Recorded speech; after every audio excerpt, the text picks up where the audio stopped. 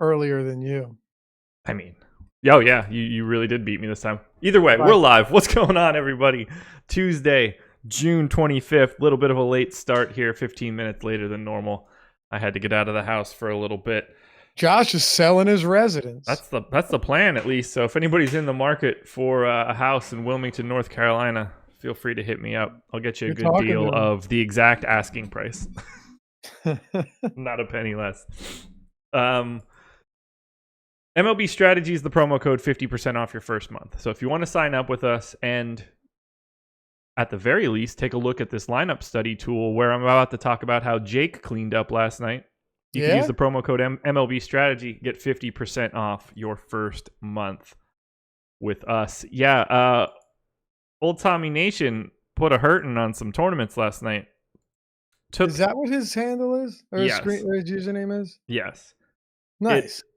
So wherever he went to college, I'll Saint something or other, they are the Tommies, or maybe something along those lines. So that's cute. Yeah.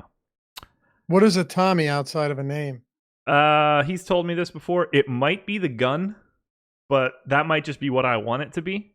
I feel like in 2019, a lot of people would not be okay with that. Yeah, and it's also particularly an automatic weapon. Saint something or other, so I'm not assuming that their mascot is the Tommy gun. That's probably just in my head of what it should be. It makes for like a really nice graphic. I don't know. Jake, I'm sure, is in premium Slack or in YouTube chat well, congrats, to Jake. Actually give us the answer. So here's what he won. He won the main mini-max.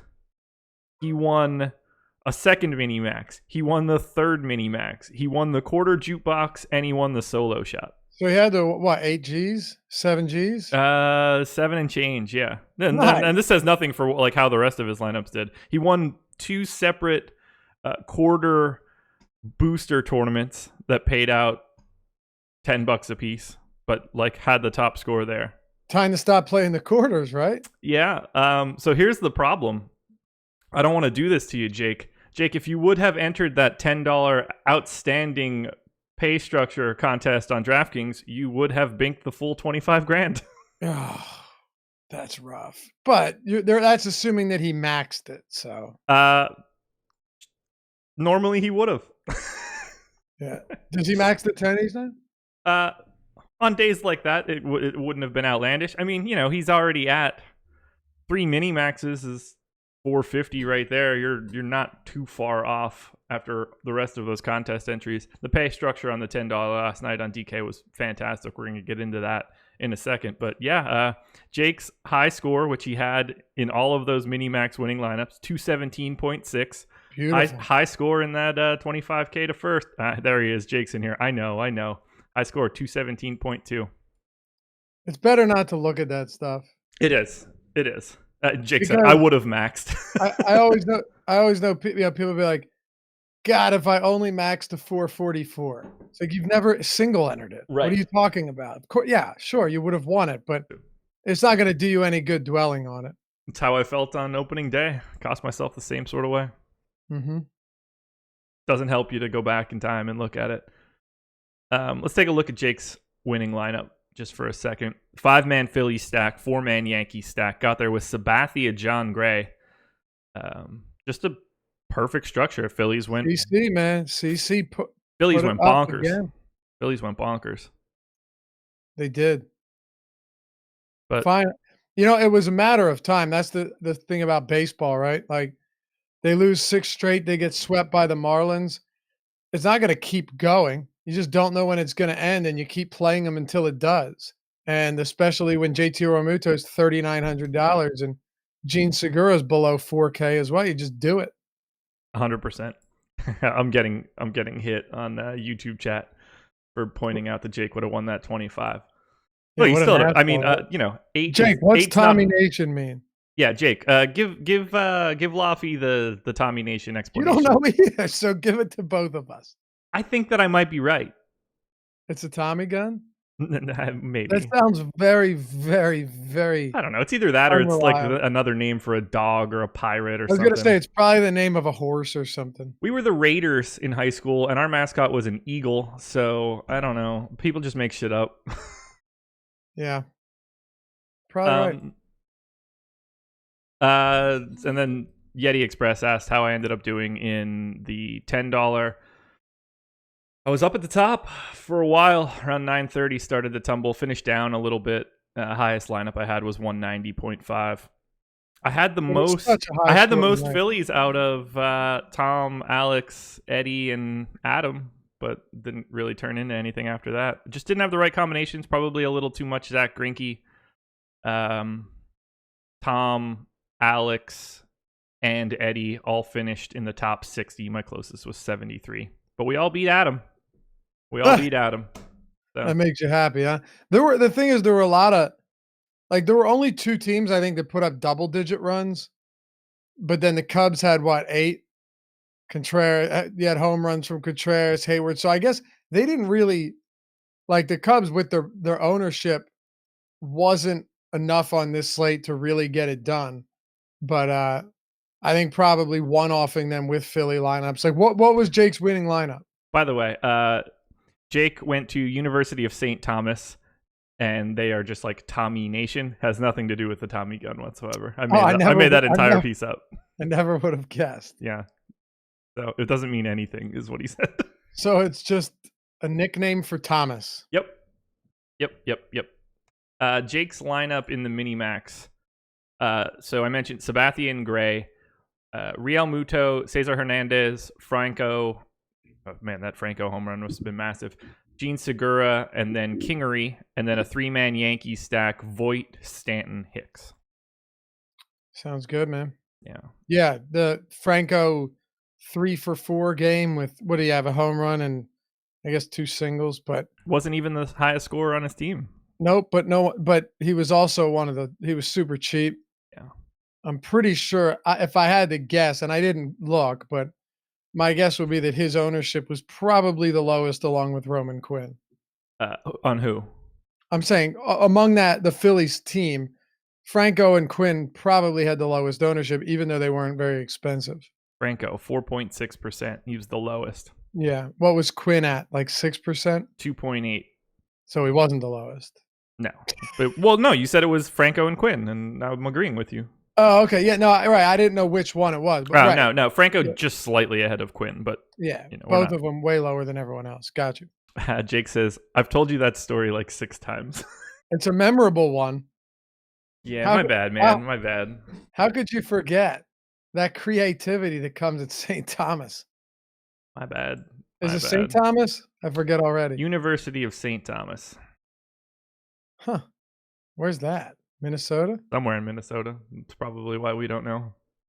Yeah. I don't get to Minnesota all that often. I don't get to St. Thomas either. No. I'd like to go to St. Thomas, but not that one. The island, maybe. Yeah. Sorry, Jake. I'm sure you would rather go to St. Thomas, the island, as well. Right. Yeah. Tommy Island. Yeah. All right. Time to plug our boys at Yahoo. Let me grab the link to Emacs article right now. If you're looking to sign up at Yahoo, now is the perfect time to do so. Spotlight Hitters article coming in, and boom.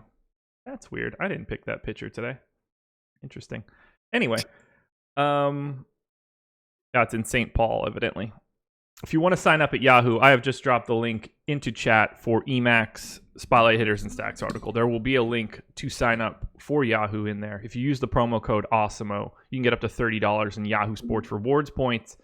And you want to get yourself in right here. MLB 6K guaranteed, $3 entry fee, no management fee whatsoever. Means that Yahoo is taking nothing off the top. This entire tournament is prize pool. 2,000 entries, $3. What's up? Fills up super quick, though. It does. 1,500 entries already in of the 2,000. So we've got 484 remaining. If you want to get in this, you need to be in there by lunch.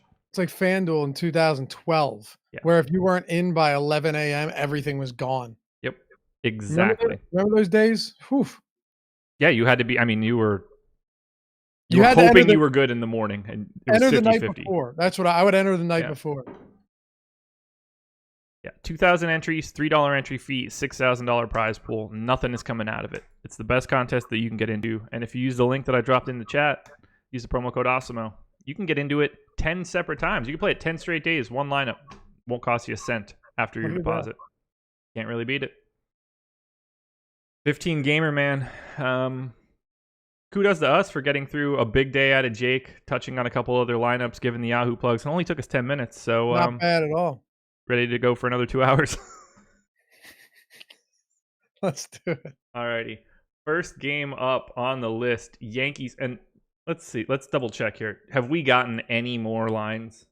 Have they all? So I'm pulling it up now. I feel pretty confident about, like, we're not going to get Cubs Braves for probably another hour. Right.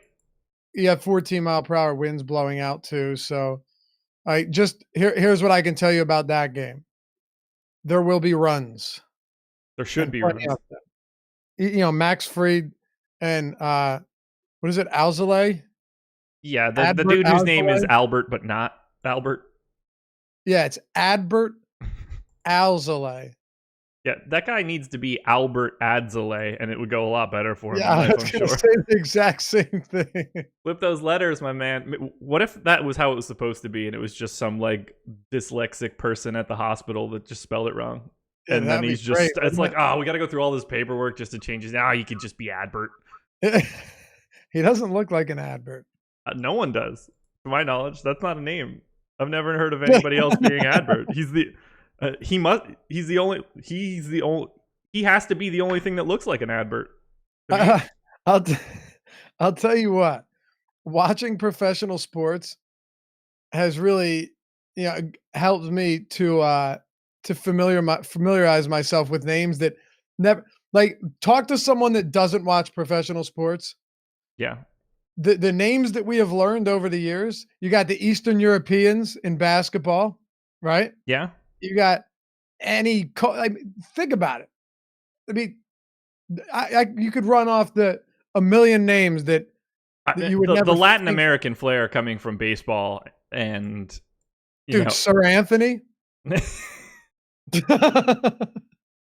Oh my God! Yeah, it's craziness. For a minute there, I thought he was knighted or something.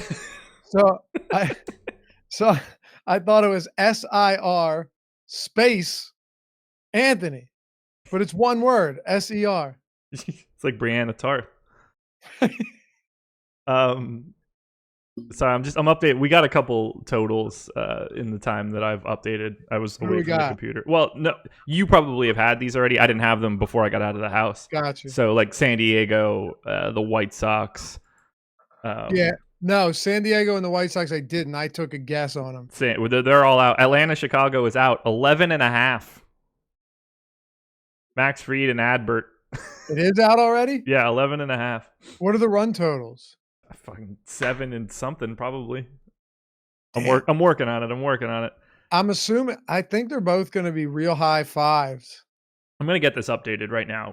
There were 6 games that, the Yankees don't even technically have a starter. 6 games didn't have a total before we started this, so I'm going to go ahead and get this updated now because I'm pretty sure I put the Yankees at like 5-8 or something outrageous. It's probably better for us to just make sure we get it all in here now.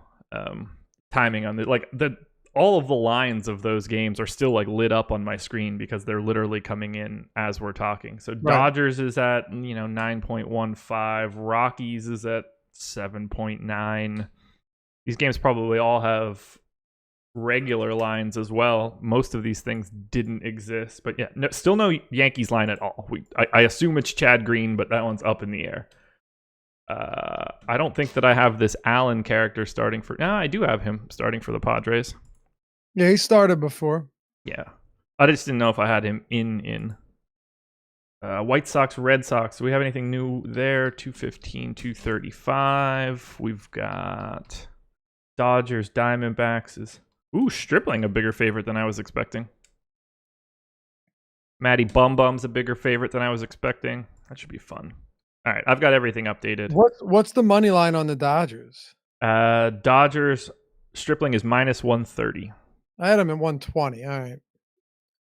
I had a little bit closer than that, but I just basically steal everything from FanGraphs in the morning, so right. I figure they're doing it better than I am. Turns out they're not. Spoiler alert.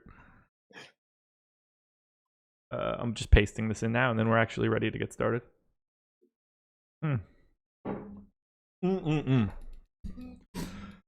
I've had so much coffee. I'm bouncing off the wall. Yeah, you'll feel that in an hour or two. I hope so, man. I hope so. Why? What do you mean? Why? I got a lot of Oh, stuff. I I mean, got a lot of stuff to do. I need all the energy I can get because at 2:00 I in mean, the afternoon, I'm just gonna crash. oh, not an hour or two. That's what I'm talking about. The 2 o'clock crash. Oh yeah, yeah. What I meant is 4 hours from now. I'll be crashing smack dab in the middle of producing the golf show coming up at 2:30. Oh god, I don't know the name of this tournament. It's new. It's a different name.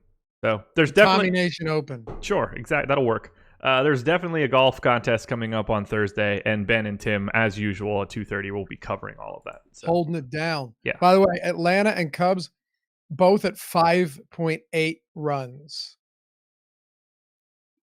Yeah. Dead even as you get. Minus 104 on both of them. Pretty good stuff. Yeah. I guess that's the one line I didn't change. Minus 105, minus 103. All right, now we can. Is this correct? Yankees have a 7.4 total. What? As if they needed it. But no, Jake, that is not correct. I mean, it could be correct, but there is not a Yankees line anywhere that I see. There's no way. Like I'd comfortably give them 6 or 6.2, maybe even more. 7.4 is like Coors Field versus David Hess. Yeah, we don't have. There is not a line that I can see. So, just I don't know. I mean, it's not like Yankee Stadium isn't just as run happy as Coors Field. Yeah, and it's not though. It kind of is. It is when you have Stanton and Judge and Sanchez and Encarnacion and holy shit, they hit 15 home runs. But just the way odds have been set on Coors Field for years, the rest of the league keeps getting higher, and Coors just goes higher than the rest of the league. At least that's how it seems to me. I don't know where this comment was. Chester Bryant III says he's laughing at a comment. I don't know who made the actual comment, but it's funny. Show may spill into the deeper dive. That's awesome. Unfortunately, incredibly true. At least we're understood, right? Yeah, it's so true. Show me, that's a good one, man. That's one of the better comments since we've been doing this show. It really is. Nice work, man. Yeah, Labs is another site, and it's too late now. I already said it. Is showing 7.4 for the Yankees. BTG11 says he has the Yankees projected for 7.23 runs in his betting model. I don't know who you are, but that seems like it matches. So we'll see. We'll find out. Ultimately, it won't matter. I promise they'll give us that line before lock tonight. Well, let's talk about those Yankees. I have it at 6.4. Really not going to be changing all that much, even if it goes higher. It's already high. I can tell you this much. Labs isn't showing an implied total yet, but there's an 11.5 over-under, and they're 275 money line favorites. God, that's significant. All right, let's talk about it. I've got 6-4. I've got 4-1 for the Blue Jays. I have a 71% chance to win for the Yanks. Right now, it's Chad Green going for New York. No idea if they're going to have a long man. Clayton Richard coming. I'm going to sneeze. Hold on. Whew, that was close. You know, if you mute, you don't have to move yourself from the screen, right? Yeah, but I don't need to have everybody just watching me spastically sneeze and throw my body all over the place. It's just easier to get out of frame, man. We're never getting through. I don't want Donald Trump to see me and think that I'm weak. I assume he's watching this each morning as he tweets. I don't even know what that meant. Apparently, okay, so did you talking news quickly? You clearly didn't watch that day in the life of Donald Trump or whatever. Are you telling me about current events? Yes, I am. Well, I'm all ears. They did is it George Soteropoulos? Am I getting that right? George Stephanopoulos. You're talking about the 30-hour interview they did? Right. So someone sneezed in the Oval Office, and he coughed. Was it a cough? Okay. So apparently it came out after that he thinks that coughing and sneezing in public is a sign of weakness. It was his chief of staff, and he told him, "Get out of here if you're going to do that while I'm on camera." Right. Well, apparently, what a character. Maybe the Canadian boss man or someone else along those lines also did it in his in front of him. If Justin Trudeau sneezed near him, He may slap him across open-handed slap. Okay, so that's everything I know. That's it. It's not like I've dug into this at all. I know about 5 seconds worth of it. I read That a is clickbait funny, headline, though. and that was it. I don't want to be interpreted as weak. All right, yo, we got to get on track, Josh. Yeah, it's been 10 minutes since I mentioned that it was 10 minutes, so we're already at the 20 mark. We were doing so good. I'm gonna hit the timestamp button again since we didn't really start on the first one. All right, Yankees and Jays. Are you doing that? Well, I'm trying to. Awesome. The first 2 times that I've done it, I forgot in the middle of the show, and I lost like 6 there, of them. Though. It'll get there. First one's in, 14 more to go. And look, we've got hours to figure it out. All right. Go ahead. Yankees are very clearly a high-octane offense here. Clayton Richard, the lefty, facing the most terrifying stretch of right-handed power bats that have probably ever been assembled in baseball. Yo, they really do have him at 7-4. Jeez. Yeah, no, it's... Oh, there's the line. 226, 275 at Bookmaker. Do we get the total? That's what I said, 275, yeah. Yeah, 11 and a half total. Yeah. 11 and a half. They're favored by 3 runs. Dude, so if you take them on the run line, they're still like minus 170. Jeez. Dude, talk to me about what you like from the Yankees, because it's clearly everything, right? You understand how wild it is to be favored to have a 3-run implied total higher? Do I even need to talk? I can't even remember if I've ever seen that. No, and here's why I say that. Usually when a team has a very high run total, like, you know what? No, we've seen it probably with Scherzer against whatever, like a 5-5 and a 2-5 or something. But well, it's hard because you need that high total as well. Right, and that's the thing. Usually when you've got a team at 7-4, it's because the park conditions and the weather is super, super friendly. Not saying Yankee Stadium isn't, but like you go to Coors Field, if they're at 7-4, the opponent's at least at 5. Right.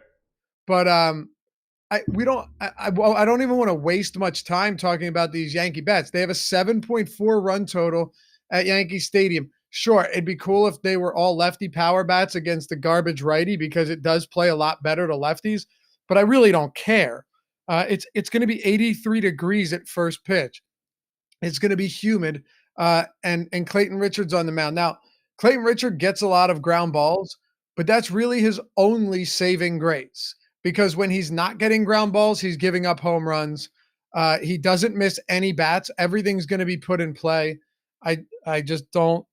I mean, really, the only downside here is you're going to be paying. Actually, wait a second. Judge 47 on DraftKings. They're not even expensive.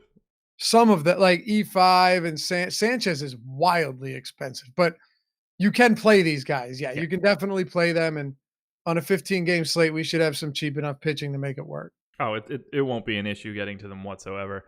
They are mildly chalky. But nobody really breaking free from the pack outside of the Cubs. Yankees are just in that tier of highly owned teams, and they should be. I don't know what else to say here. Their power potential is unrivaled. I project them for 2.13 home runs here, which means that like 4 and 5 are certainly not out of the question. There's not a Yankees bat that I wouldn't want. So the DJ LeMahieu, obviously not a very big power bat. Didi Gregorius projects for a 185 steamer ISO. That's higher than the aggregate for the Blue Jays, and he is the second lowest ISO on the Yankees. It's bonkers how much power this team has outside of LeMahieu, and I'm sure LeMahieu will be the guy to hit a leadoff dong or something. If I'm Clayton Richard, I'm calling out sick. Yeah.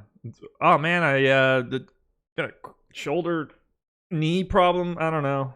Got swine flu. I assume I'll be fine. Chlamydia, just 48 hours worth of penicillin and I'll be fine. Came down with that SARS. Only with Josh and Laffy can you come in 40 minutes in and they'll still be on game 1. Any interest in Blue Jays bats here, though? 4.5 run implied total is not too shabby. It's not. Chat's on fire. You want to play 3 second basemen on DraftKings, you can go with Sogard, Gurriel, and Biggio. The problem is I don't know who's going to pitch. Right. Does it matter? Yeah, it does. Absolutely. Okay. To me, it does. Yeah. Because you're not talking about a bullpen game from the Orioles. Look, does it matter in this regard? Is there anything that could happen here that makes them not just like a mid-tier team today? Oh, no. What I mean is, depending on, as of now, I'm not interested. Sure. If we get somebody outside, like now, when's the last time Nestor Cortez pitched? Because I know he came in for, let's see, the 20th, and today's the 25th. So if I had to guess, Nestor Cortez, Okay. right? He Sure. was just recalled again from AAA on Sunday. So I think you probably get work out of him, and he's been okay. You know, he hasn't been great, he hasn't been bad. So that's I'm going to temper expectations on the Blue Jays and load up on Yankees. Yeah, they're not getting any ownership. I'm happy to get a couple of their bats. You know, guys like Vlad Guerrero work perfectly as one-offs. Guerrero and Sure. Jansen are probably, you know, Jansen, if he's in the lineup at 2,100, is probably your cash catcher. But I don't have anything like fun to say. The Blue Jays are in the middle of the pack. I don't really anticipate full stacking them. There are 4, 5, 6, 7, 8, 9, at least 10 teams with a implied total over 5. Just seems like we're jamming it in for no reason. Yep. I think we can move on. Yeah, play the Yankees. One game in the books. 26 minutes and 30 seconds in. Fantastic. It's good to see that Laffy and I are getting better at this with more reps. Absolutely. Phillies and Mets. Why would anyone ever put us on a Tuesday show? Well, when the season started, I don't think they were all 15 gamers. Now they are. Yeah, well, that happens every year, right? Like you get a week or two until it balances out, and then it's just brutal. Starting pitcher, Josh Engelman. Yeah, if I were coming in for the Yanks, they'd get 2 mid-70s fastballs, and then I would be out with Tommy John. Do you think you could hit mid-70 on your first go around? I know that I can hit. I think you're giving yourself too much I know that credit. I can hit 70. I have zeroed out there. I mean, I watch these outfielders come in that have a cannon, and they got to throw an inning of relief, and they're barely touching 75, 76. I'm not saying that I can maintain that for 65 pitches or something. I'm not going 2 innings. You're saying you'd exert every bit of energy you have just to not embarrass yourself, and then go down with TJ. I have 2 to 3 bullets in this gun. You'd have a rotator cuff tear. It's the elbow. The elbow's the torn UCL is the one that's going to be happening. Oh, man. I'm not so confident that it's already not damaged just from 15 years ago. So we got to get you somewhere to see if you can still hit 70. I mean that I have no. This is like pizza bites. I just know that I can. Okay. I know that I can. It's been a couple years now since I did it in Atlanta, but I can't Now the imagine. question is, if you're just putting it all right, just total fuck it mentality. Mm-hmm. How far from the strike zone is that first pitch? Oh, it's not like Wild Thing hitting the sign in the background or anything. All right. Yeah. On pace to finish by 5 p.m. Off of a major league pitcher mound, though? Yeah. I don't need to take like a crow hop or anything. I'll throw it like in my windup. Okay. Again, this is 2 to 3 pitches, and then I'm out, man. Everything is going to feel like it's numb. Color me skeptical. Look, people thought I was going to eat 60 pizza bites. I ate 60 in 90 seconds, it felt like. One of them is being able to be fat. The other one is being able to be an athlete. Yeah, and you're comparing the two. Yeah. One of the most famous athletes of all time was some fat ass that hit like 700 home runs. So, and he was probably drunk 2/3 of the time. We need to keep it moving. This is turning into a Friday live before lock. All right, go ahead. Let's just Phillies and Mets made for a hell of a game stack last night. Jake Arrieta going for the Phillies, 5.6 run implied total. Walker Lockett going for the Mets. That's a tough name to say. 4.8 run implied total there. 57% chance to win for the Phils. No real ownership going to either pitcher. Arrieta getting to 6% on DraftKings. Do you have any real interest in either of these guys? No, I don't at all. Actually, I have interest in some Mets hitters, though.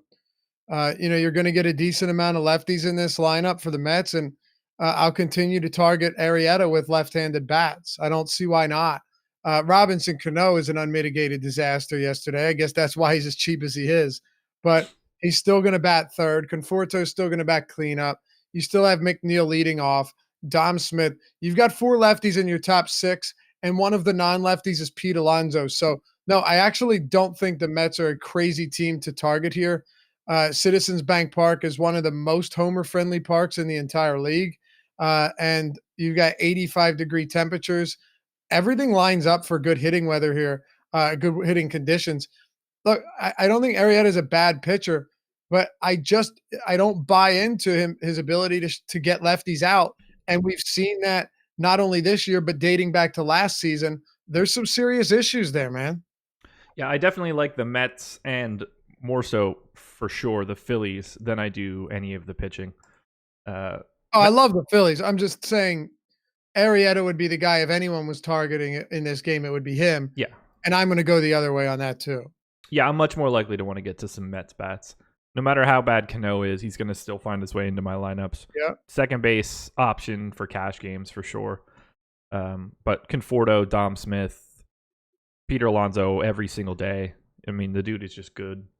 Happy to get some Mets. I did yesterday. I was twice the field of the Mets. Wouldn't shock me if I'm in that same neighborhood again today. But Phillies are the spot. They're my number 3 team overall. I can't get away from them forever. What'd you say? They can't continue to be that bad forever. And, maybe yesterday, baseball's an odd game, right? Where you'll have 10 straight games where you're averaging 2 runs and then you just light it up. Look at what the Braves have done for the past 3 weeks. Generally speaking, good hitters will come around and become good hitters again. And I think we have to assume that will happen, not just one game, but on a relatively consistent basis going forward for this Philadelphia team. I mean, if me personally, I'd be stoked if they just sucked until I died. But it's probably not going to happen unless that happens today, which would be really sad. Me being a pessimist, this team's garbage. They're never going to go anywhere. They'll finish last in the division behind the Marlins. But as a realist, I think you would agree that there are too many good, proven hitters in this lineup to continue to struggle as much as they have. Yep, and I'm going to roster the hell out of them. Those first 4, Harper, Hoskins, Bruce, Realmuto, getting double-digit ownership, teens-ish. I think that's very, very reasonable. I'm going to have it, but I won't be ignoring Franco. $7 on Yahoo. Fantastic play going unowned. I really like him if you're playing on Yahoo today. But I just want to have the Phillies. It's a great home run park. It's a great park for right-handed power. I mean, it's a great park for power in general, but excellent for righty power. 5.6 run implied total is one of the higher totals on the slate. I just can't imagine not wanting to have this game just like I did yesterday. I wouldn't sleep on Kingery either. I would not as well. The third base outfield eligibility helps a lot too. If you didn't want to, I missed it, but I didn't. I mean, Kingery has been fantastic. Got the pop you need for right-handed power in Philly. Park plays perfect for him. Sure does. Favorite bat in this game? I assume we're on the same page. It's just got to be Harper if he's leading off. Yeah, isn't it funny though? Like, I mean, you just don't give up on him until I guess you just don't. Kind of like Matt Carpenter last year, but you just keep doing it and hope it pays off.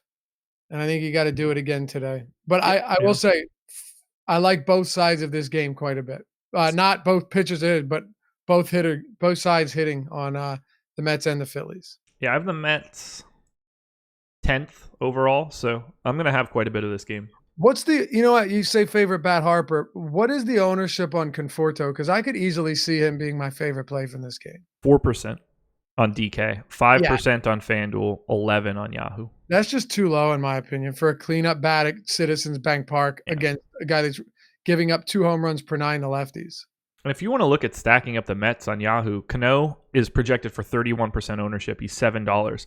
Dom Smith is also $7. No ownership. Conforto only at 11% ownership for 16. What about you can get to a Met stack, and even though Cano is so chalky, no one else is on it. Right. Might be worth a look. All righty. That's all I got for this one. Same. Let's keep it moving. Orioles and Padres, 4.4 run implied total for the O's, 5.6 for the Padres, 61% chance to win for San Diego.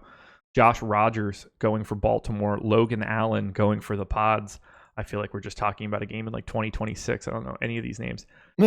So I have the Padres 1/100th of a home run behind the Yankees for today.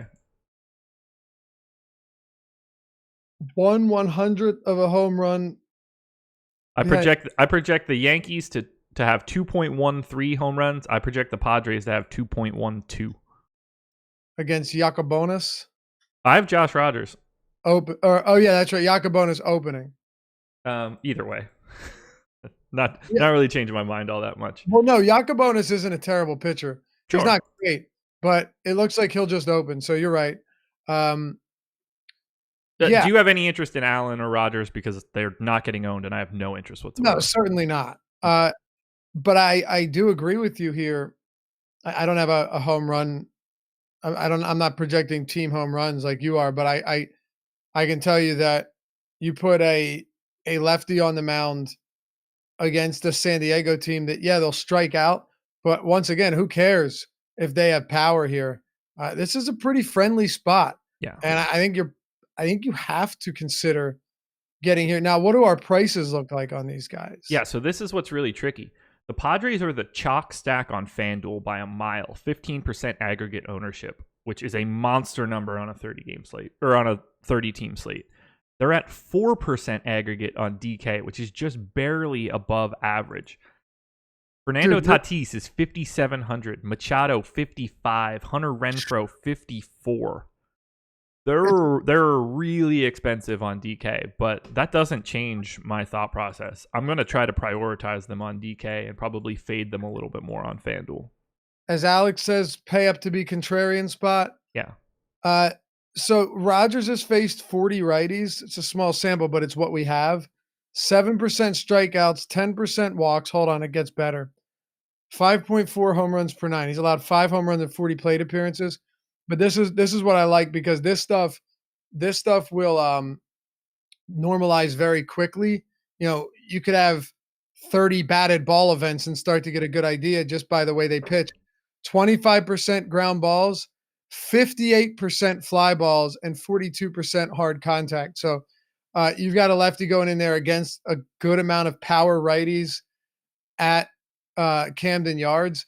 This is a really, really good spot for this San Diego team, mostly because they're a team that struggles when they're missing the ball and when they're striking out. You're putting it in play against a fly ball pitcher in a homer park. There's a lot of good that can happen if you're the Padres. Yeah, they're my number one stack. Really? Yeah. Okay, wait. Ignoring salary. Number one projected? Oh, so number one projected stack. Yes. Not based on salary. If I could pick one team for today's slate, I would be picking the Padres. Are you factoring ownership in? No. Okay, so like raw stack projections. Yes. I don't think that's crazy. Well, I mean, one team does have a 7.4 run total, but sure. I don't think that's insane, Josh. That makes me feel better. They have a 6-run total. When do you ever see the Padres with a 6-run total? Right, and we've got they're so chalky on FanDuel because of their price. Hunter Renfroe projected for 31% ownership. Franmil Reyes 21, Ian Kinsler 22, Eric Hosmer 18. I'm going to get less than the 15% aggregate on FanDuel. Full stop, I'll figure I'll come in like the 8-9 range. But if they're 4% aggregate like they are on DraftKings, I'll have like 10 here. That'll be the spot where I get different. I'll pay up and I'll happily get to, a Jack Flaherty, Madison Bumgarner combo or whatever I need to do on DraftKings to get that little bit of extra salary to pay up for $5,700 Fernando Tatis. I hope I get his dad too. It's just a shame that they would be that cheap and make it so they're, it's nicer when you have, well, you know what? Screw it. Go find a team that isn't cheap and that is in an equally appealing spot. Right. And leverage that like you're going to do with the Padres on DraftKings. Really anxious to see how the top stack tool looks for the Padres because I think that when it gets posted, we're going to see them being like a really poor value on FanDuel relative to ownership and a fantastic value relative to ownership on DraftKings. I would think so. I mean, look, they do have a 6-run implied total. Yeah. It's not like, in terms of top stack probability, they should be in the top. It's 15 game slate. We haven't gotten through it. They should be in the top 5 or 6 You would today. think, man. You would think. I don't see a single spot where I don't want to be here. I love the entire Yep. lineup from top to bottom. Yep. I mean, Francisco Mejia, whatever, but he's a $3,300 catcher. If it means that he's part of a 5-man stack, fine by me. Any interest in Orioles bats? They're not really all that fantastic for me. Renato Nunez is probably the only guy that I would give. Oh, Trey Mancini counts because he's just decent. Yeah, and this Logan Allen guy is not a total gas can. Mm-mm. So, the one silver lining if you're Baltimore is that they're always so cheap when facing righties. Then you face a lefty and they're discounted. So I don't, I'm not against some of these cheap righty bats. Renato Nunez has 16 home runs this season. He's hit for power. I don't know if Alberto leads off against a lefty, but he's another guy that's been terrible without the platoon advantage. So there are ways to go about this, with Trey Mancini, and you could do worse, but San Diego's obviously the team you want most here. 100%. Definitely not EMAC in YouTube chat says Josh Rogers sounds like a witness protection name. I guess so. That's fair. I don't have much else to say here. Padres are my team. I'll have more Padres on DraftKings than probably anybody else in public. I think that's a good idea. My squad. Moving on. Red Sox and White Sox. Battle of the Sox. 6.3 run implied total for the Red Sox, 4.2 for the White Sox. 69% chance to win for Boston. David Price going for the Red Sox. Carson Fulmer going for the White Sox. I don't know if they have a long man. I think it's just Fulmer. Doesn't really matter. It's the Red Sox. We're certainly not playing Carson Fulmer or anybody else that they're trotting out there afterwards. David Price, though, 13% ownership on Yahoo, 10 on FanDuel, 23 on DK.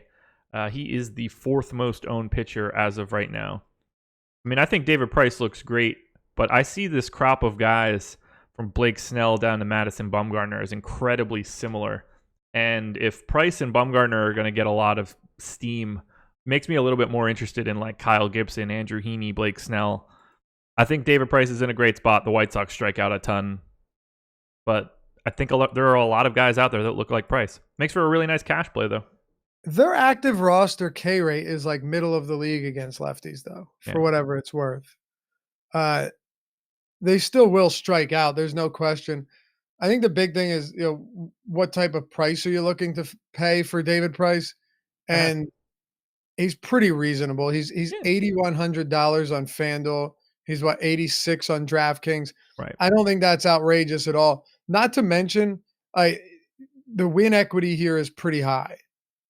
Yeah, absolutely. It doesn't matter as much on FanDuel, of course, but on sites where you're getting 4 or whatever win points, you're 235 favorites at home. It definitely doesn't hurt. Well, it helps a little bit on FanDuel, but you got to kind of combine those two bonuses because I'd say that he's pretty likely to pick up that quality start bonus as well. Oh, sure. Well, no, I'm talking about run support. Sure. But yeah, of course. But in terms of run support, they have a 6.5 total. The White Sox are at 3.9. There's a lot to like here. I don't mind David Price at all. I don't think he's a necessity by any stretch on a 15-game slate, but no issues with him in this spot against the White Sox at all. No, I feel the same way. He grades out really well. I understand why he's getting that ownership. I'll probably have more like Andrew Heaney. I'll probably get to a little bit more Kyle Gibson than the public, but I'm going to be in and around that 23% number. Sure. Let's talk Red Sox bats. They are my 5th best stack as of right now. They are not getting much ownership at all. Below average on DraftKings, slightly above average on FanDuel. Prices are fine. They're just in that weird spot where they've got 3 outfielders that are essentially all 5K. So they end up being kind of tough to stack. Do you want to stack up Red Sox here with the monster implied total against Carson Fulmer and whatever else they trot out? I guess the question is, who are you playing them ahead of? Now, if you're playing 150 lineups, you get some Boston in there. Yeah. How much can you actually get, I think, is the thing. I want to get a lot. So They're I know 18th in ownership on DraftKings right now. say that again. They are 18th in aggregate ownership on Kidding me? DraftKings. No. That What are change your mind now? What are the Yankees? 4th. Yankees have 7.6% aggregate ownership. Red Sox 2.5. Wow. So change your tune on the Red Sox a little bit. I just didn't think they'd be anywhere close to 18th. Right. I thought they'd be way higher than that. Yeah. Same. That. I mean, here it is. 6% Betts, 6% Martinez, 2% Benintendi. Everybody else is at 1. It's crazy. Yeah, of course it changes my opinion on them. Of course. Love it. Dude, they're one of the most. It's funny because last year, all right, you know how the Yankees are right now with this lineup? It's like that was Boston every night last year. Yeah. You know? And the funny thing is not much has changed except I guess they've all regressed a little bit. You know, in term, obviously they're still elite hitters, but last year it seemed like everyone was having their best season in the same season, right? Yeah. At least that's the way it felt. Didn't it feel like they scored 10 runs a night? Yeah. I think they did. They might have for a while. Yeah. And look, it's not like we would be shocked if they started doing that again and they led the league in scoring from right now. No, not at all. Not one bit. But I don't expect that to happen every night for 162 games. Yeah, no, I'm on board here. This is more than friendly enough. And yeah, they're expensive. They're not really any more expensive than the Yankees. Maybe they are once you combine it all, but it's still doable. Yeah, I'm gonna. This is another team along with the Padres where I would rather just force them in. Sure, and let pitching hash itself out. I would like to know who the long reliever is, though. You're right; it probably doesn't matter much, but it would be good to have information on who I'm stacking guys against that's going to throw 5 or 6 innings. Sure. Yeah. I mean, look, if the Red Sox are over 6.3, we don't really care who's coming in. Like if their implied total is over 6, we're not really changing our mind. Absolutely. But we could feel a lot better about it. Right. And I don't mind getting an idea of handedness either. Yeah. If the opener is a righty and he's going to throw an inning and then a lefty comes in, it changes things a little bit, but not much. If it would probably make me like this team even more. I completely agree. Yeah, I see this now with all of these teams in like the 7 to 8% aggregate range: Yankees, Phillies, Braves, and then seeing like the Red Sox at 2.5 or the Padres at 4. Crazy. Seems like a really easy spot to just pay up more there and let your pitching hash out. Because when push comes to shove, this is a 15-game slate. There are 30 pitching options. You'll find 2 of them to make that stack work. And it's not like you're stacking Kansas City and hoping that, it's one of those 10 games a year where they have a really huge monster output. Right. Which is like, 1 out of 3 or 4. Yeah. It's a top flight MLB offense with a 6-run implied total. 6.5. Yeah. I was just rounding down just to make it even more. That's even more extreme. Well, I'm rounding up. There you go. How about 7? How about 10? I'm going straight to round numbers. Above 5. Yeah. 5 or higher goes to 10. A wise way to do it. Any interest at all in White Sox bats? Some of the righty power like Tim Anderson or Jose Abreu, Eloy Jimenez, I think they stand out as one-offs. I don't get the sense that I'd want a lot of 5-man stacks because I just don't think the White Sox are very good. But I like the idea of having a little bit of leverage against David Price. I'm fine with it. I don't know. So the biggest thing for me is I don't know how necessary it is when you don't get big discounts on these guys, although they are a little bit cheaper than usual. Usually, does it not seem like White Sox, no matter the matchup, always have these egregious price tags? Probably won't be the case today. They seem to be relatively cheap. I'm not gonna fall in love with them though. I still have plenty of respect for Price. He's allowed only 7 home runs this season, which stands out to me. So in that respect, not a ton of interest. Jay Kelly and Slack mentioned. He said, I totally agree with you guys on Boston, but the weather could be an issue. From what I saw, it was just supposed to be light rain. If that's the case, I mean, we'll see. We'll pay attention to it. But Josh, 98% humidity. Is that a lot? I mean, I think the way that I understand math, and it could be wrong, I think it can only go to 100 I before think so it too, breaks. Josh. I think that I we're think at the so too. ceiling here. So, I Yeah, mean, so, that final 2% is really the one that matters most. we always talk about misty dongs at Great American Ballpark. After it rains, they fly out of there. Uh, you get a little bit of rain, 98% humidity, Fenway. Yeah. Oh yeah, gonna be breaking through that green monster. There we go. There we go. Yeah, when I looked at the weather, I just assumed they would have like a bit of a late start and be fine. So That's what I thought too. keep an eye on it.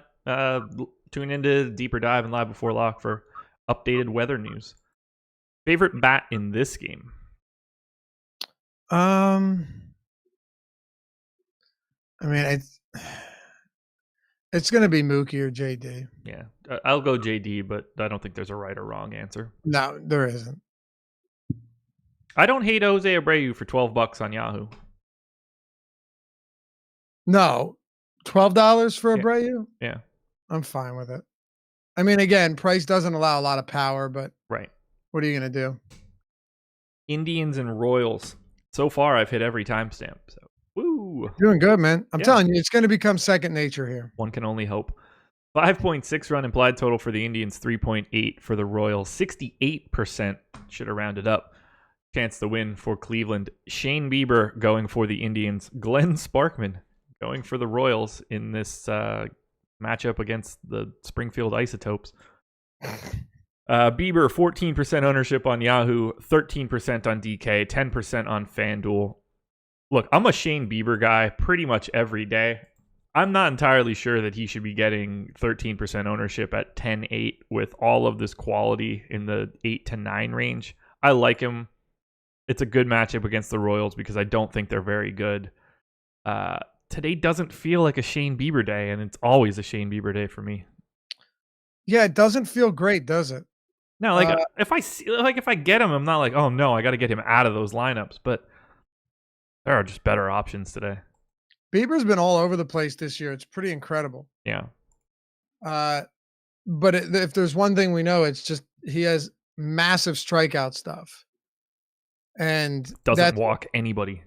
Yeah, that's always going to put him in play for me. 3.7 run total for Kansas City.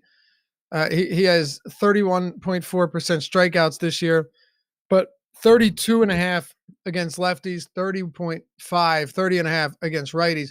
So he's striking lefties and righties out, at a 30+% clip. He has an xFIP of 306 against lefties, 336 against righties. Point is, all these numbers tell me, and I could keep going, that even some of these bad starts, I think he's been a little bit unlucky. All in all, Bieber is really good. Yeah. He has a 14.7% swinging strike rate, which on a really deep slate like this is, well, I won't include Walker Lockett. You have Snell, Scherzer, Cole, Heaney are the only players above him. His 33.7% called plus swinging strike rate is also towards the top of this slate and towards the top of the league. So yes, I like Bieber here. Do I think you need to get massive amounts of him because there's a lot of good pitches we haven't talked about yet? No, I don't. Yeah. But I wouldn't be surprised to see a really strong game from Bieber. I would like him a lot more if nobody was on him because these are the type of spots where he could go for 40 and blow the slate up. Exactly. Bieber's 9,800 on FanDuel. That's $1,700 less than Garrett Cole. $2,400 less than Scherzer. I like him there at that price tag on FanDuel. On DK, where he's 10-8, it just seems like an unnecessary spend up. Although his biggest issue has been power. And I mean, when you're facing the Royals, that's like your least important worry. They don't have a lot of pop. Yeah, that's kind of the thing. They're going to have to small ball him to death, which isn't something that has really been a huge Achilles heel for him this year. Interesting question coming out of Derek R. What do you guys think about Padres pitching prospect Mackenzie Gore? Mackenzie Gore, straight out of Weifel, North Carolina. That's the only reason you even entertained this question. Yeah, otherwise I wouldn't have known who the hell he was. But he went to high school. He was a top 10 pick and went to high school 20 minutes from me. Cool. That's all I know. That's all I know about him, man. That's all I know about him. Any Indians bats for you? So They're a little chalky on FanDuel and relatively neutral on DK. The Sparkmeister, huh? Mm-hmm. He's okay. So the Wait, do you want to play Sparkman at 4,500? What? Do you want to play Sparkman at 4,500? No, he's striking out like 5 batters per 9. It's tough to get there. Not to mention he's going to go up against a slew of lefties. Not going to Sparkman, but I just think the Indians seem to be over-owned almost every night. Sometimes it works, sometimes it doesn't. But and look, they're a big favorite here. There's a lot of things that you could say about them that are in their favor. They have a 5.9 run implied total.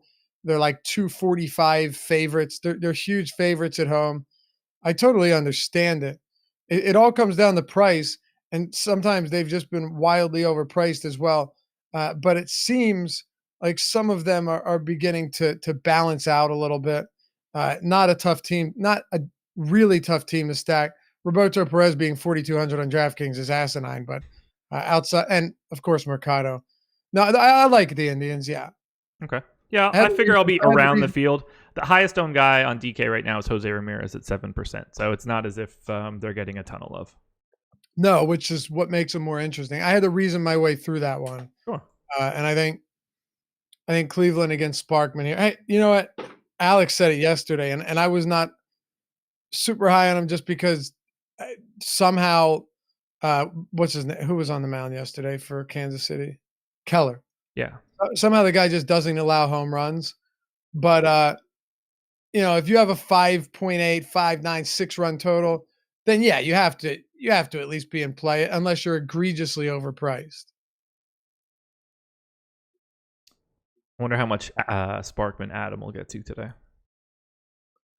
I'm sure he'll get to some. No. It wouldn't shock me if I do by the time we get there. I have no interest in the Royals. Bieber's good, and the thing that he struggles with the most is the thing that the Royals are the worst at. So, right. I don't have any Rex here. Nicky Lopez, I guess, is $7 on Yahoo if you need a minimum salary second baseman. Bieber, you talk about the power, but the one other thing with Bieber is he has struggled against lefties from time to time.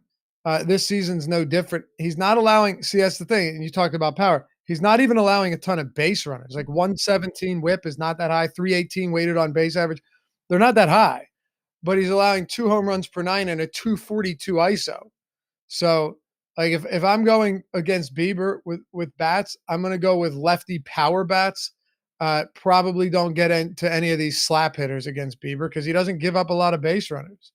Absolutely. Yeti Express nailed it. Hit that like button, yo. And I agree. Hit the thumbs up, subscribe to the channel, hit the notification bell so you know when we go live, so you can catch the PGA show at 2:30, deeper dive at 4:45 with Laffy, Adam, and the boss man, Alex Baker. Live before lock tonight, myself and Jay Kari. Get all those notifications. Hit Tommy the like Nation. button. Yeah. Get the Tommy Nation coming to try to go back-to-back on the Minimax. It's good stuff, man. Absolutely. What are we doing? Miami, Washington, Detroit, Texas. What we got here? Detroit and Texas. 4.4 run implied total for the Tigers. 5-1 for the Rangers. 57% chance to win for Texas. Jordan Zimmerman going for the Tigers. Jesse Chavez going for the Rangers. We are not rostering pitchers in this game unless you tell me something different. For yourself. No, of course not. I didn't even know I didn't know which one you were going to pick. Well, wait a second. Let me back up for a second. Go ahead. How many pitches can Chavez throw? Tell me if you pull up the headshot on draft. I laugh every time. His headshot is taken with these monstrous sunglasses on. I've never seen it. Oh, it's so good. I basically don't see anything on DraftKings ever. Yeah, well, it's funny. I'm going to it. It's just, why wouldn't you just take them off? Like, you're clearly, I don't know. MLB enter. Don't accidentally enter this contest. Chavez. And he's got the soul patch with it. Oh, good God. I know. It's like Tony Ferguson. Oh That's the man, best image they had in the Getty there. that's it. That's it. Fantastic. I mean, it's clearly a headshot. Like someone sat his ass down for this. So Jesse, can Chavez, you take the shades off? I'm good. what is happening? He threw 59 pitches last time out, 5 innings, 1 run. It was a solo shot with 3 Ks. I'm just curious how many pitches this guy can throw. Like, because remember he was a opener and then threw 3 and then 5. Are we working his way up to get him into a normal starter role? Yeah, he faced 16 batters. He's faced 10. Those are the 2 biggest numbers he's had all year. You go any deeper in the minors? Nope. I don't know. Does he face 22 today? I don't think so. Plus, getting through 5 innings and 59 pitches is not common. So No, I gave him 3.7 innings. yeah, I'm not on either of these guys. I just it's only because it's Detroit and they're so bad and they strike out so often that I want to at least talk about it. But no, I'm not doing it. I don't love Detroit bats though at all. If anything, it would be Ranger bats here against Zimmerman. Yeah, Rangers are they're like double the average for today in terms of ownership. Tigers bats I don't have much interest in. I don't really have much in this game at all. Joey Gallo potentially back. He's $20 on Yahoo, $4,300 on FanDuel, $4,900 on DK. 49 is not bad at all against Zimmerman. No, I just don't need it on his first game back. He's 18% expected ownership as well. I mean, he's a guy that I think probably needs timing a little bit more than most. If he doesn't return though, it's like Gallo's out, Pence is out, Cabrera's out. This team is definitely still watered down if he doesn't return. Yeah. They are my 8th overall stack. I like them a And little it's bit not more as on good. FanDuel than I do on DK, but I don't get the sense that I want all that much because I don't think they're very good. They're not, and it's not in Texas either, Right. which doesn't help. Like they're so not good that Jordan Zimmerman isn't making them good enough for me. Right. And then for the Tigers, I don't know. Castellanos, I guess. I'm not really trying to stack up this game. I will have very little of this game. Yeah, it's just not a game I have a ton of interest in either. Keeping it moving.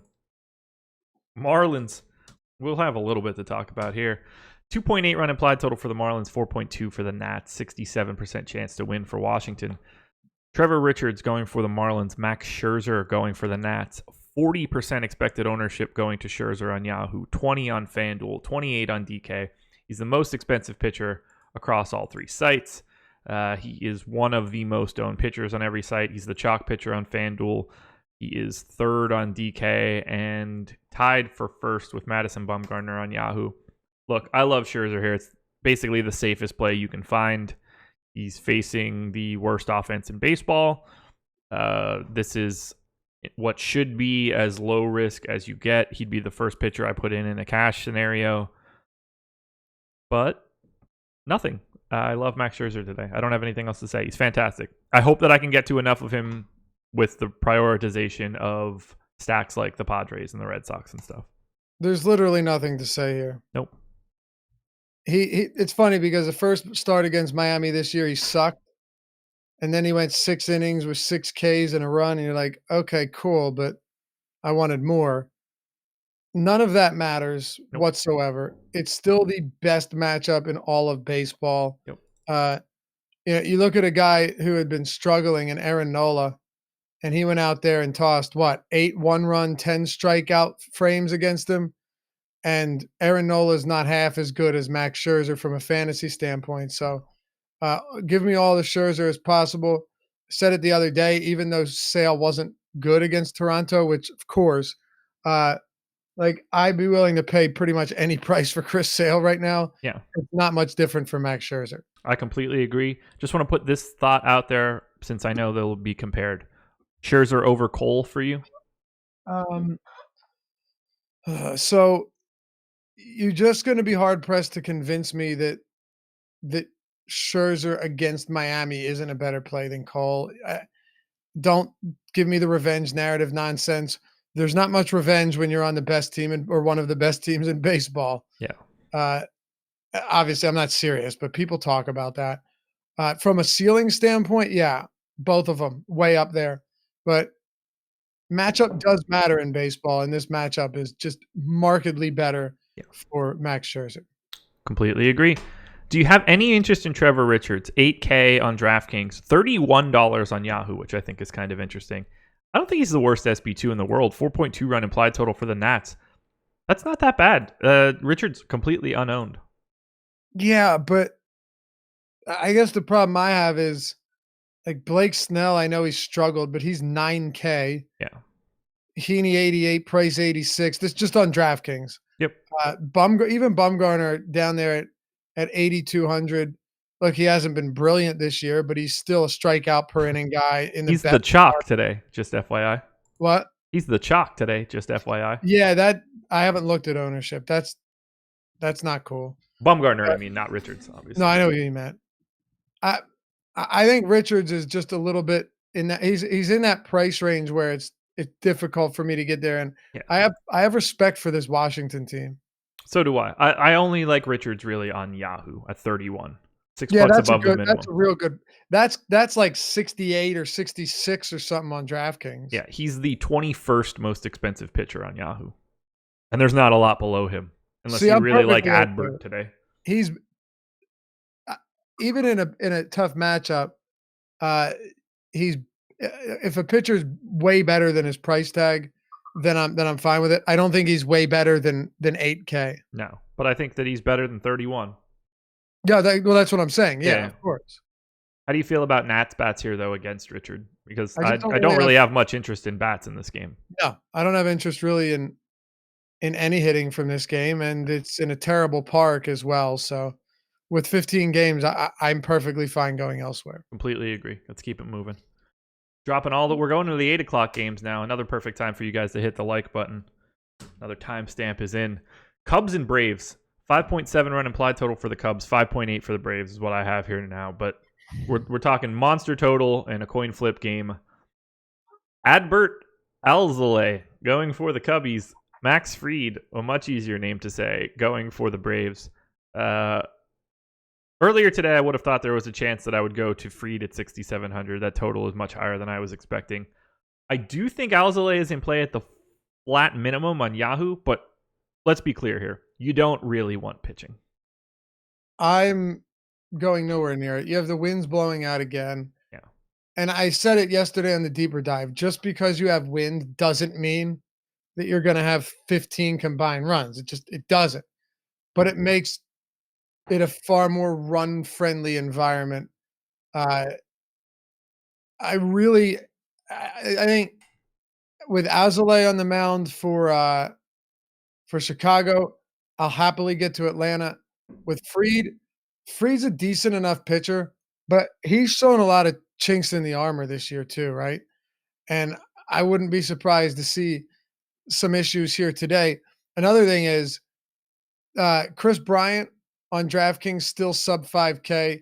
Schwarber, I know it's lefty, but 4,100. Some of these guys are just very, very, very reasonably priced, and the wind again is not baked into these salaries, which just makes it more appealing. I don't know where David Bote bats, but he's cheap. He's got the platoon advantage. He should be in the lineup. These are all guys that I'm pretty heavy on. Yeah, pretty high on. What's their aggregate ownership? Cubs right now on DraftKings are the chalk by a lot, and they are the second most owned team on FanDuel also by a lot. Then I just wasted my breath. I'm serious.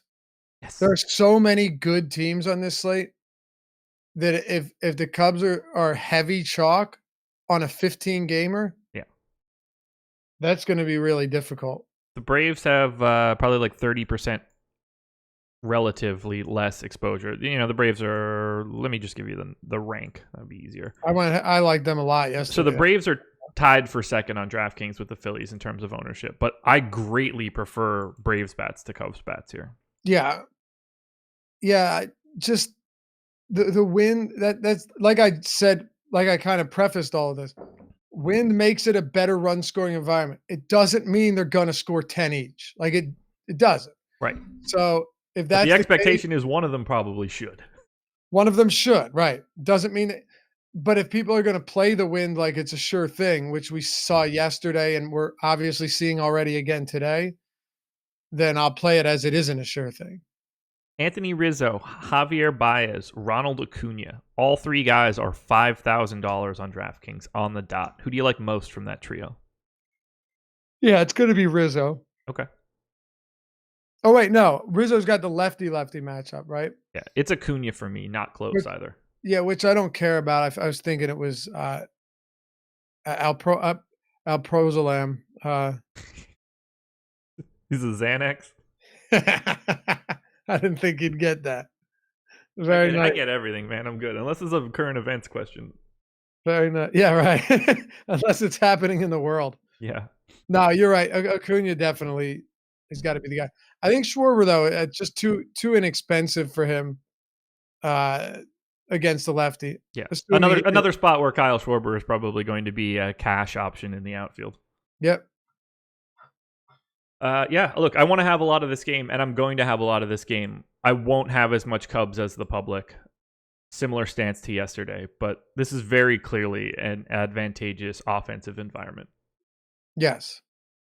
But I think they're a little overowned. Pay attention to the stack tool. Pay attention to the deeper dive and live before lock tonight to get some expounded thoughts, because you definitely want to pick some bats off here.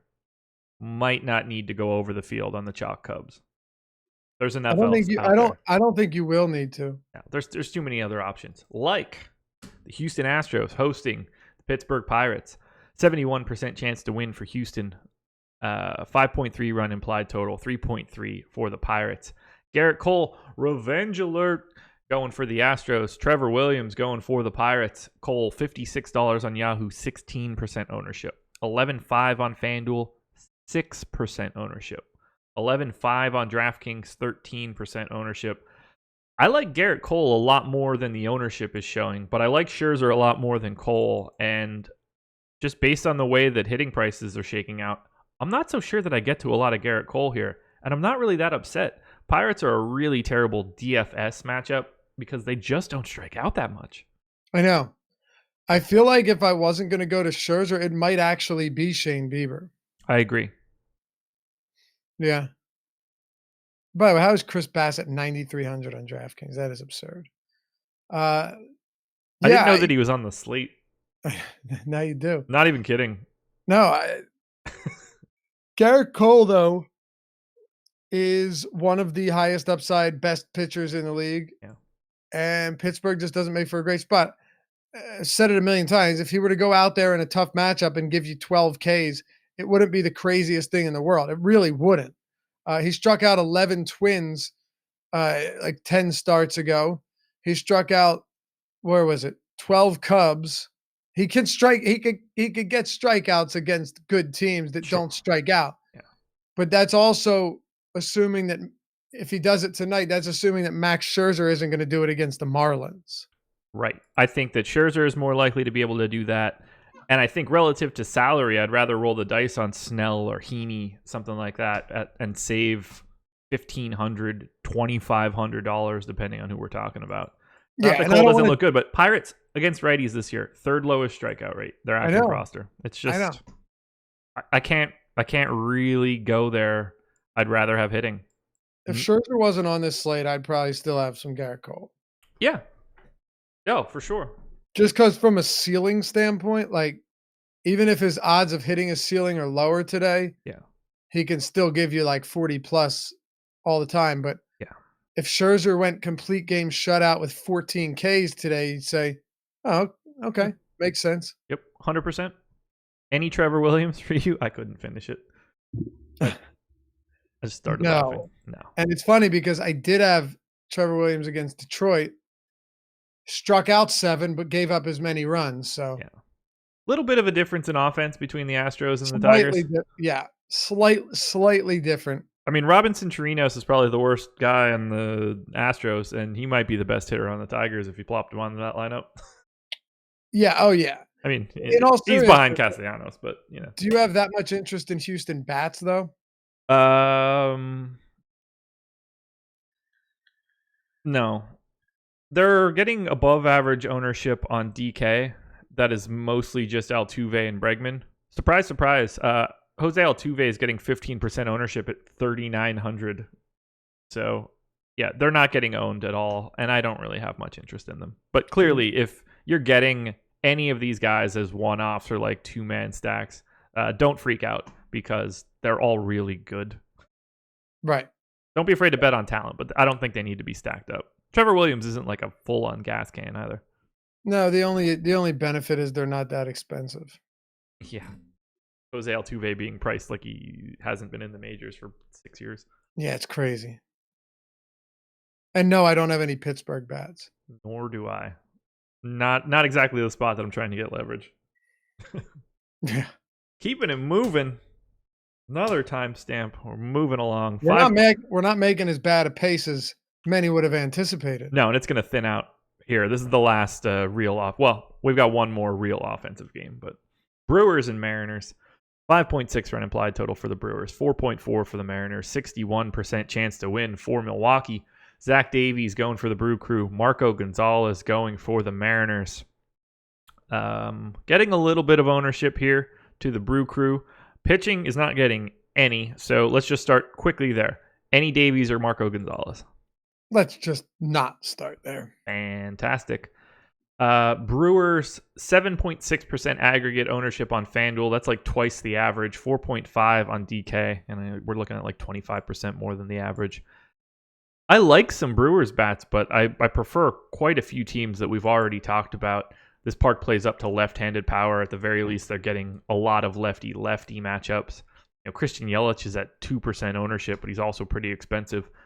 I don't really see myself getting to all that much Brewers here. What about you? Gonzalez has 11% strikeout rate against lefties. Not what you would call sterling. No. He also hasn't given up a ton of homers, but he's had the luxury of pitching in a lot of those West Coast parks. O.co, obviously T-Mobile. Like look at a lot of those parks that he pitches in. They benefit him. He's just given up so much hard contact. Even against righties. See, this is what I find interesting. You're right. You could see yourself with less Brewer bats, but at the same time, he has a 5+ xFIP against hitters from both sides of the plate. And guys like Braun and Kane are routinely reasonably priced. It depends what this lineup looks like for sure. But I do really like the idea of some one-offs for Milwaukee, even if it's just righties, like a Braun one-off or Lorenzo Cain. But as a full, 5-man stack, it's not the greatest thing, especially given that while Gonzalez has been terrible, he's not someone that gives up boatloads of power at all, actually. No, not really. I don't really know what to do here. You get this same sort of problem with the Brewers that you do with the Red Sox. They're starting off with 3 straight outfielders. They're a little bit different to get to since Yelich is just way more expensive than the other two. Yeah. I have the Brewers as my 7th ranked stack overall, and I think that feels about right. I'm much more likely to get to them in one-offs, 2-mans, even like a 5-3 being the 3-piece. I don't see them as someone that I want to get to the full 5-4 with all that much frequency. Same way as you. And then I really have very little interest in the Mariners. The lefty power looks nice. So someone like Dan Vogelbach, Kyle Seager, I think both of those guys have a little bit of intrigue just because of the way this park plays up. And, Zach Davies being himself. It's not like I want a full stack this spot. Mariners are kind of expensive for what they are, and what they are my 16th ranked stack. Right. Now I don't even really need to talk about them that much. Davies is just like your prototypical average pitcher. Yeah. And Seattle is a pretty rough offense with all the guys that they've lost. And with Mitch Haniger still on the injured list, it's just not a very appealing team at all. No, it is not. Keeping it moving. Twins and Rays. Right? Yeah. Twins and Rays. 4.4 run implied total for the Twins, 4.6 for the Rays, 52% chance to win. For Tampa, Kyle Gibson going for the Twins, Blake Snell going for the Rays. Kyle Gibson, 2%, 2%, 3% ownership, Yahoo FanDuel DK. Blake Snell, 11, 3, and 16. I think both of these starters are going under-owned, in particularly Gibson at 3%. I like him in really large field GPPs on DraftKings. Yeah, I'm probably not going to get there. Okay. I mean, I'm as big a Kyle Gibson, probably bigger Kyle Gibson fan than anybody, but now if there's one thing to be said about Gibson is he is one of the most boom or bust pitchers that you see. It's really odd. I mean, he'll go out there and you'll be like, man, he's finally put it together. And then he gets smoked. And then you're like, okay, no, this time he's put it together. And then he can't get through 4 or 6 innings again. And it just seems to happen so frequently that against good teams, I have a little bit more hesitation than probably you do today. But I think the biggest reason for it is there are plenty of decent enough pitching options on this slate with better matchups. If you think that Gibson at 3% is too low, I totally get that. But what's Price's projected ownership? So that's what stands out to me. David Price is at 23. Madison Bumgarner is at 34. Yeah, so it's very Jack Flaherty is at 32. It's very like if that's the argument, I think it's a very, very reasonable argument. But you have to go into it with like, there's no point of like writing a comment at the bottom of the video at 10 p.m. saying, "Oh, shills on Gibson got rocked by Tampa." No, like if you're going into this, you're doing it strictly because all of these guys in the same price range are way higher owned. They're way projected for way higher ownership. And Gibson is one of those pitchers that could go out there and give you 35 DraftKings points. Yep. That's your reason. Is that your reasoning? Yeah. He shouldn't be 10 to 1 in ownership for Bumgarner and Jack Flaherty. Right, then I agree with it. Well, I'm saying it'd be different if Gibson, it'd be different if Gibson's, good games were 22 fantasy points, but they're not. Like, no, they are very good. He's all over the map, but when he's on top of his game, he's putting up big numbers. So, yeah, I can get on board with that. Rays active roster 10th in the league strikeout rate against right-handed pitching, so it's at least better than average for him. Yep. What's the run total? I have it, in the like mid 4s, so also good. Yeah, it's at 4.6. What do you want to do with Blake Snell? 16% ownership on DK. He's at 3% on FanDuel at 9,200. 11% on Yahoo. It's a scary matchup. A lot of righty power coming from the Twins, but they've got a lot of lefty bats in the projected lineup right now. How do you want to manage Snell? Man, what a strange season it's been for the reigning AL and Cy Young winner, right? Mm-hmm. I just got to pull this up real quick because it's pretty important. Looking at velocity here just over his last few starts. So his velocity was high 96s, low 97, high 96, and then the last 2 starts, low 95, down a tick or two. I don't how much effect does that have? I don't know. It really seemed like that last game, he was just incapable of hitting the strike zone.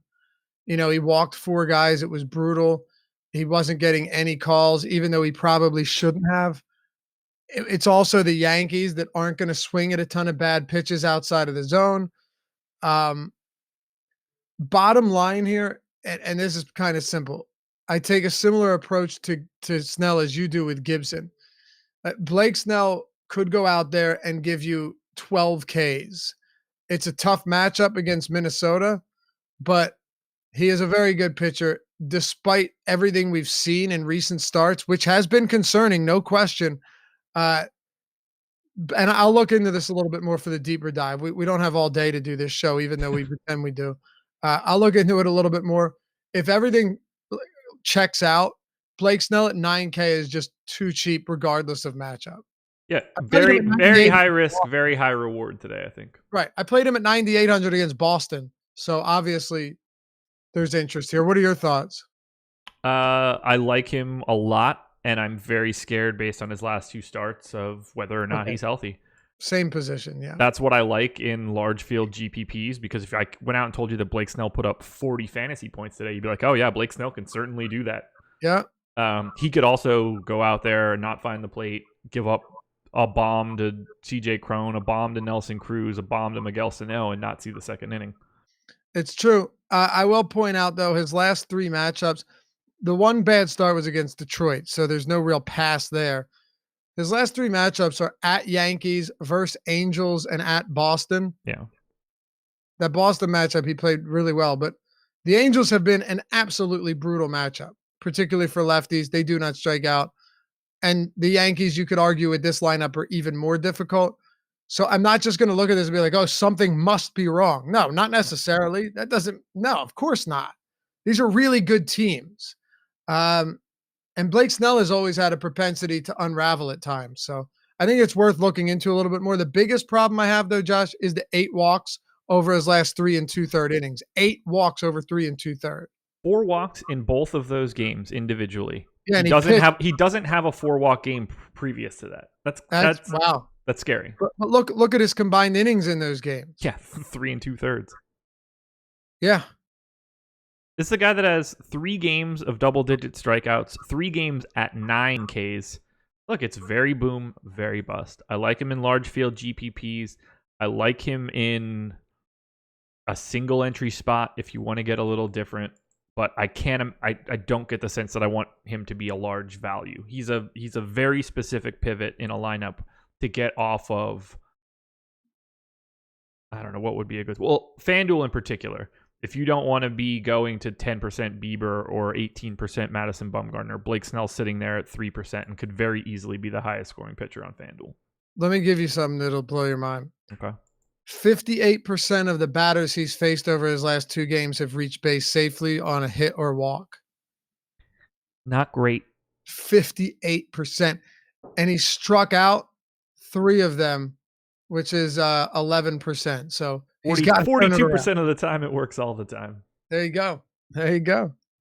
For bats in this game, I'm not really trying to target either side. No one's really getting any ownership, but give me some of the righty power bats in Minnesota, just in case this does go tits up for Snell. On the Rays side, I really don't have an interest in stacking them up. Neither team really grading out as somebody I want to have volume of. Even with Snell, he gave that homer up to Sanchez, but like it's all been done just by complete loss of control. That's what concerns me. That's why I want to have someone like Miguel Sano, who, if Snell walks a bunch of dudes to start, Sano might get up in the first inning with 2 on, 2 out, and then he pays off his price tag with right. You don't need a homer to knock in a bases clearing double. Right. But yeah, I don't really need to stack up the Twins either. Right. No, I mean neither. Plus, I still think Snell's one of the best pitchers in the league. Agreed. Let's hope he's right. Let's hope. Keep moving. Cardinals and A's, 4.5 run implied total for the Cards, 4 for the A's, 55% chance to win for St. Louis. Jack Flaherty going for the Cards, Chris Bassett going for Oakland. No ownership going to Bassett. Some ownership going to Flaherty, however. 19% on Yahoo, 12 on FanDuel, 32 on DraftKings, which makes him the second most owned pitcher on the slate. Look, I like Jack Flaherty here. The A's generally lean a little bit to the right side. Exactly. I do not very conservative baseball team. I do not need 32% Jack Flaherty in my life today. No. It's a great spot for him. Cardinals park nerfs right-handed power. A's have it in spades, but I don't want to go to I'd rather spend $600 more and play Kyle Gibson. Well, the A's have a 21% K rate versus righties on the year. So it's really, this is going to be like a battle of resistance in terms of Flaherty's very good against righties. The A's don't really strike out against righties. As a matter of fact, they have the 1, 2, 3, 4, 5, 6, 7, 8, 9. They are bottom 10 in K rate, the same as the Indians, Red Sox, Diamondbacks this year, and Yankees. They're all within 0.2% of each other. That gives you that puts it in context. Like they are not striking out a lot. Now I agree, they're a pretty righty heavy team, but I think we give Flaherty a little too much credit, and it probably all comes down to the fact that he's sub 8K. That's just so much ownership. And yeah, a 7,900 is going to do that. If he was 8,200, I bet he'd be less. Yeah. It's like, 19.99 compared to $20. Mm-hmm. They don't do that on accident. No. I'll have a little bit of them for sure, but I think I'm much more likely to have a few A's hedge stacks because of their power. I'm not saying that I'm going to get to like a lot of Oakland or anything. They are unowned, 1.1% aggregate on a day like today where the average is 3. I mean, like no one's touching them. I am not mad about getting Chris Davis and Matt Chapman and Matt Olson, thinking like, okay, maybe they just bomb them today because 32% of the lineups are then dead. I mean, it is baseball. Yeah. It's not in Oakland, but it is a huge leverage spot. There's no doubt. I do have some interest though. Like I'm assuming St. Louis ownership is probably low. You would be not as correct as you would think. They are 8th overall, 4.9% aggregate, so a bit above the average. They're a little underowned, or they're not very owned on FanDuel, but on DK they are 8th rather. Sorry, been way off on ownership today, but that was my fault because I didn't look at their salaries. Yeah, very cheap. That's why. So, I mean, I just don't really buy into Chris Bassett that much. I thought they'd be a little bit more expensive, but I should have known because DraftKings has Bassett priced at 9,300, right? Yeah. But I have trouble buying into this, man. He does not miss a lot of bats. I believe he's been pretty lucky. He doesn't get a lot of ground balls whatsoever. At least not against lefties. Against righties, he's gotten a decent amount. I don't see what it is about Bassett that has allowed him to pitch so well. And I think we started to see that house of cards come tumbling down a little bit recently. St. Louis is your 8th highest stack. Pretty much just speaks to the fact that they'll be in a lot of Max Scherzer lineups, is my assumption. That seems like a pretty safe bet, just based on those prices. What are your thoughts on this one? I'd say that the thing that I'm most likely to get to here would be Oakland bats. Okay. And this is like, if they're all at like 1.5 to 2%, I'm going to get to like 5 or 6. This is not like a volume play. They probably end up as like my 9th most owned stack, but you have a little sprinkled in there just in case. Yep, just because of Flaherty's ownership. Sure. And then for the Cardinals, I don't really have much interest. I mean, they're cheap. They'll fill out some stacks for sure, but they don't grade out all that well for me. That first 4 is where I'd have my eye. Carpenter, DeYoung, Goldschmidt, Ozuna. And you're checking off first, third, short. So they're really easy to stack as well. Yeah, for sure. To the Diamondbacks we go. 3 games left. 4.3 run implied total for the D-backs. 4.8 for the Dodgers. 55% chance to win for LA. Robbie Ray going for Arizona. Ross Stripling going for the Dodgers. Ray, 21% ownership on Yahoo. 6% on FanDuel. 6% on DraftKings. Ross Stripling getting no love whatsoever. How do you feel about Robbie Ray here against the Dodgers? I don't really feel much at all, actually. I agree. Robbie Ray is $38 on Yahoo, where he is the 11th most expensive pitcher. That I get. I don't need him at 9,900 today on DraftKings. No, and look, it wasn't long ago that I was very high on him against the Dodgers in Arizona. So this isn't to say that I won't do it. Sure. And he gave up that 3-run shot. Outside of that, he went 7 innings with 9 Ks and had a very nice start. Still got the loss. Now that was also the same day where Walker Buehler was lights out. But Robbie Ray's very capable of striking really anybody out. 9,900 on DraftKings, I'm entirely uninterested.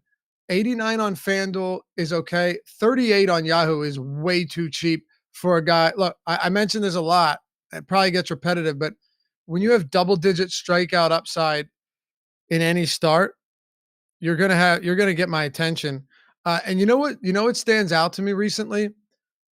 Something that you might find fascinating as well. Robbie Ray is always, at least for the past few years and throughout a lot of his career, struggled to go deep into games. Yeah. He gets a ton of strikeouts, but he struggles to go deep into games. So you'd get like a 5-inning, 3-run, 9-strikeout game. Yep. So his K rate's going to be through the roof, but he doesn't go deep enough to really give you those great numbers. So check this out. However, let's see. First, he has 16 starts. His first 12 starts, he did not go past 6 innings once, and he went 6 innings only twice. All right, twice in 12 games. His last 4 starts, 7, 6 and 2/3, 6 and 6.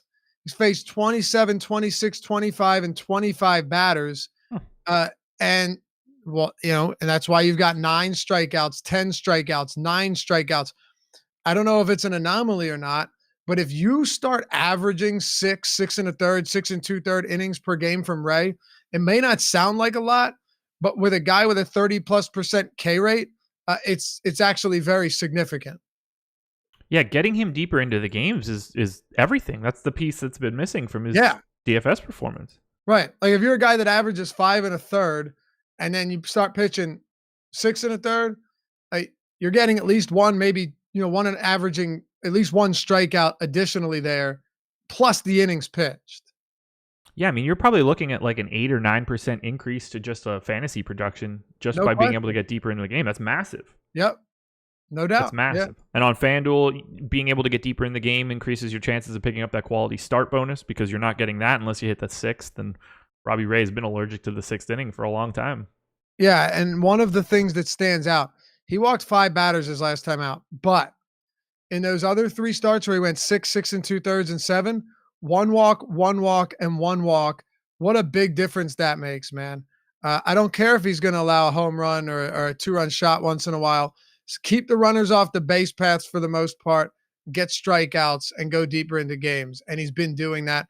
I still wouldn't say that it's not an issue. It's not a concern, but it's something I'll be paying close attention to going forward for sure.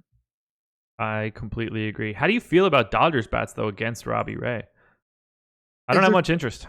No, if they're cheap enough, I'll be all right with it. It's funny. He's traded off home run or walks for home runs. He allowed 6 over his last 4 games. But, oh my God. It's really hard to not like Kike and Justin Turner if they're hitting first and third below $4,000. It's exactly where I was going with this.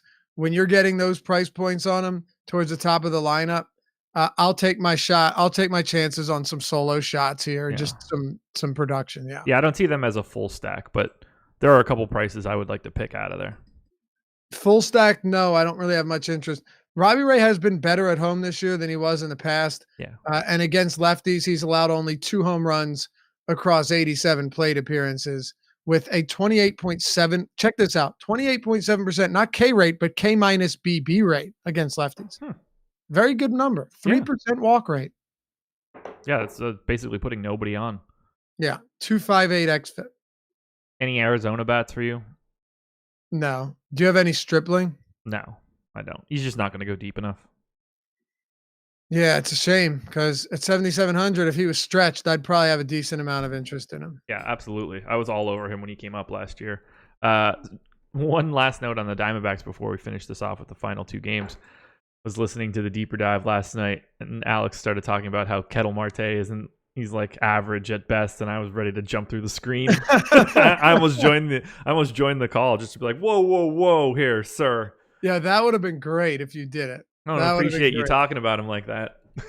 That would have been so good, man. I was like, this would be quite the production. Oh, yeah. He wouldn't know what to do. He'd have been freaking out. It would have been great. All right, moving on. Final 2 games, Giants and Rockies. Giants 4.4 run implied total, Rockies 3.5. 60% chance to win for San Francisco. Madison Bumgarner going for the Giants. Chichi Gonzalez going for Colorado. Did I get that right? Damn right. Fantastic. Great. I'll get some Chichi salsa. He'll play Chichi Rodriguez, and they'll play with my uncle's dog, Chichi. That's the best I could do. Those are all the Chichis in my life. Wow, you killed it. Those are the only 3 I know. 3 more than I know. There you go. Well, yeah, it would have been really weird if you knew my uncle's dog. Sure would. From 8 years ago. 40% ownership going to Bumgarner right now. 18 on FanDuel, 34 on DraftKings. Madison Bumgarner is the chalk across the board, except for FanDuel. He's a hair behind Max Scherzer. But, I mean, it's not like it doesn't make sense. Pitching in San Francisco is really awesome for basically everybody. And the Rockies outside of Coors are really not great. They are not. What do you want to do with this chalk, though? Clearly a cash game play, done and dusted. You don't even have to think hard. Yeah, no question. 3.6 run total for the Rockies. You're hardly worried about this spot for Bumgarner.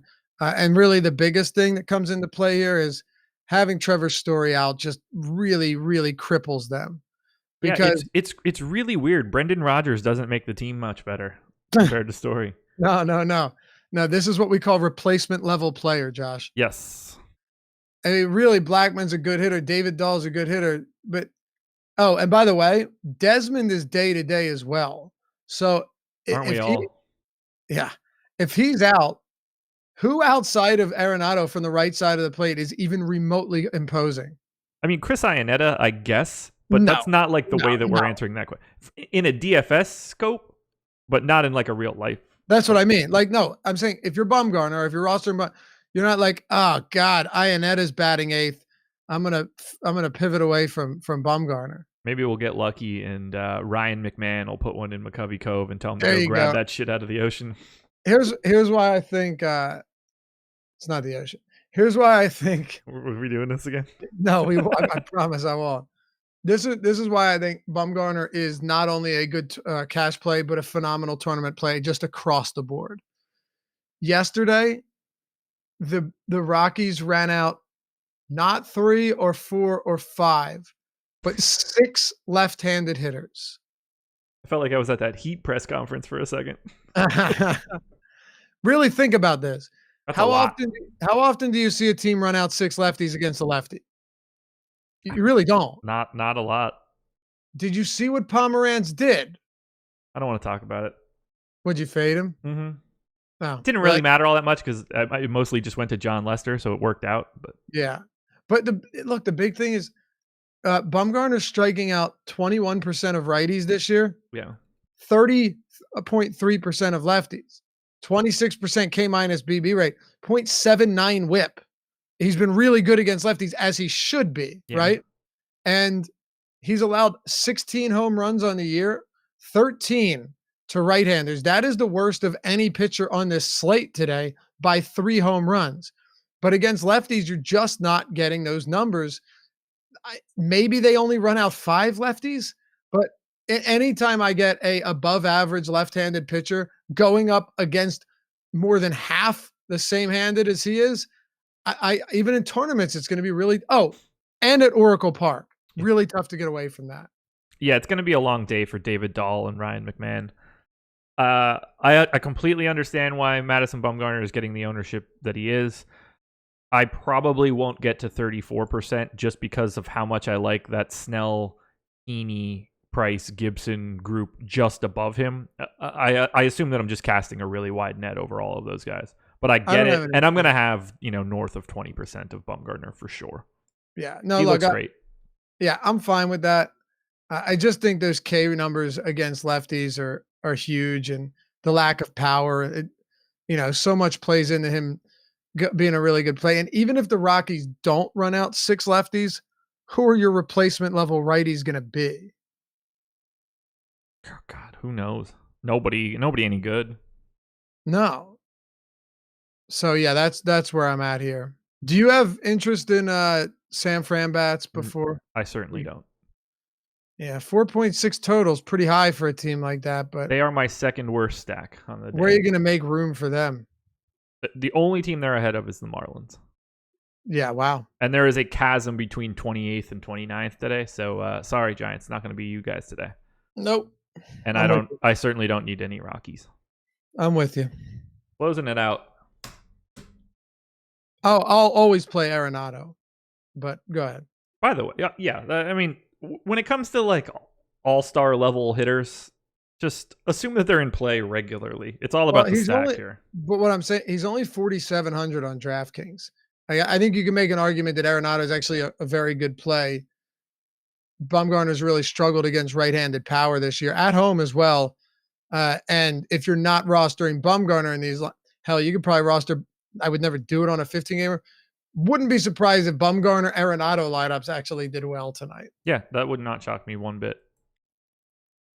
The final game of the day, hour 45 in, by the way. We did a hell of a job for not really starting until 20 minutes. Yeah. That is solid, man. We're good when we need to be. We are. We cruised. Angels and Reds.